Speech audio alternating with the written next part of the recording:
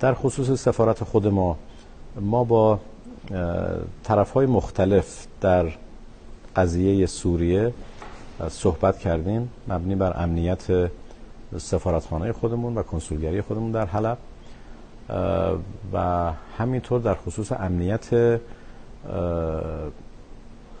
اصطلاح اماکن مقدس، حرم مطهر حضرت زینب سلام الله علیها و حرم مطهر حضرت رقیه سلام الله علیها، و به ما تضمین‌های داده شده که حرمت اینها حفظ خواهد شد و احترام سفارتخانه ما هم حفظ خواهد شد. البته در بدو یعنی صبح امروز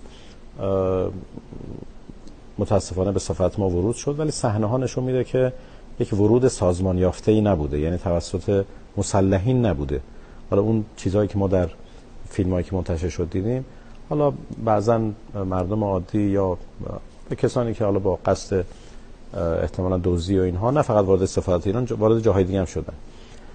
ولی این که به صورت اون کاری که در حلب اتفاق افتاد که بسیار کار زشتی بود، در دمشق تا اونجایی که ما مطلعیم اتفاق نیفتاده در رابطه با سفارت ما.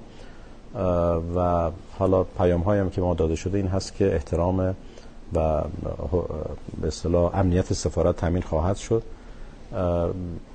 برای ما مهمتر اماکن مقدس هست که در این خصوص هم حالا گفته شده و ما تا الان هم چیزی بر نقضش ندیدیم. تا اونجا که ما خبر داریم بی‌حرمتی به این حرم ها صورت نگرفته الحمدلله، و ما به دقت این موضوع رو داریم دنبال میکنیم.